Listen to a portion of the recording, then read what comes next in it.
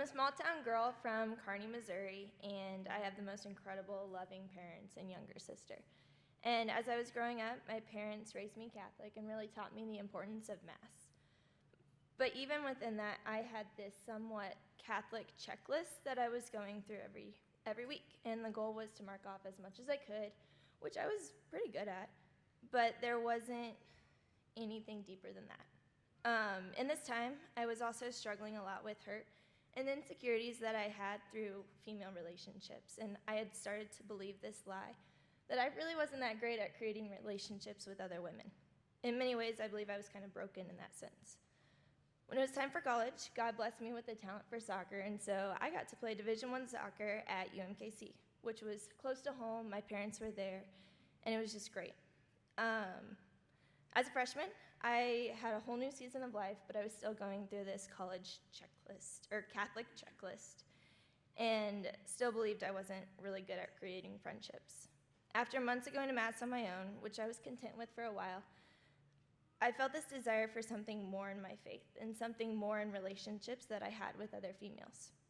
I didn't really know what it was, but I knew I needed more. So sophomore year comes along, and it's the same as freshman year, but God placed this desire for a Catholic community on my heart. So I knew the more was something that I needed through my faith. Junior year comes along, and God's still placing this desire, and he's tugging at me to go get it. So I'm sitting at the roastery in Brookside, and I'm like, I need something. So I Google college-aged Catholic groups in Kansas City. And didn't find anything on page 1, so I'm like, let's just go to page 2. Like, who goes to page 2 on Google? I did. Anyways, I found a link for an organization called St. Paul's Outreach on UMKC's campus, and I was like, okay. I email some lady, and next thing I know, I'm supposed to meet some girl named Jillian at Yogurtini. This was completely out of the ordinary for me. I didn't do stuff like this, so I was like, well, I'm here. I might as well go, and at least I get Yogurtini out of the whole thing.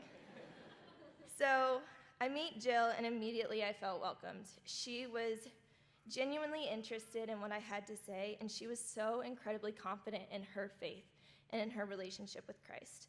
And she just had this contagious joy that I wanted. So she started texting me and inviting me to all these events, and when you are a soccer player and you have practice every evening and you're traveling on the weekends, you have to say no a lot. But she never gave up on me. So she continued to ask, and finally, once our season ended, I started saying yes. And that yes turned into I wanted to go to every single thing SPO had to offer. So I joined her Bible study, which then led to me joining her small group and working our way through a book SPO had written called Made for Relationships.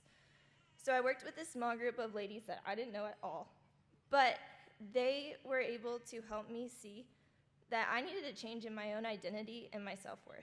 These women were able to show me and help me be completely vulnerable and honest in who I was, all while continuing to love me and to show me what genuine friendship looks like. They were also able to see me cry when it was really, really ugly cries, but also those beautiful healing cries. Joining this small group led me to talking about my faith, being more vulnerable, and listening to God actually tell me that my identity lies in him and who he says that I am. This yes led me to saying yes when Jill invited me to Texas for spring break. With other ladies, I really didn't know that well either. I kept saying yes. Over that week, I created genuine relationships with women who were living their faith in a beautiful and joyful way. That one semester and that one yes led to me finally hearing God's call for me to be a part of a community, pursuing their faith and living their faith every day. God showed me that the ache and desire I had was for community and deep, genuine relationships with women. This year, Jill asked me if I would co-lead a Bible study, and without it thinking, I said yes, which is crazy because I never thought I would have done that and spread my faith in that way. She asked me to join formation, and I said yes. So now I get to worship Christ in a whole new way and meet with a small group of women who love me exactly for who I am.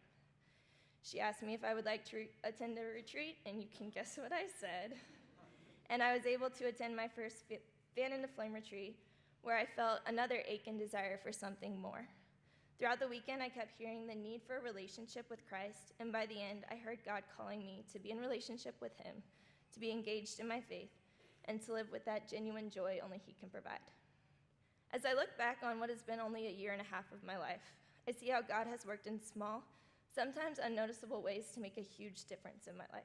He's blessed me with an incredible organization, a beautiful lifelong sisterhood with a variety of women, and a boldness in my faith I've never experienced before.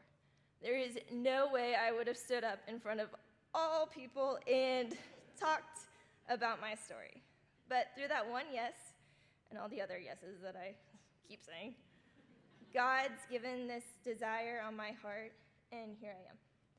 I believe my faith is to be engaged with and a relationship to build, rather than a list to complete. I created genuine friendships with incredible women to walk through life with. So thank you for letting me tell my story.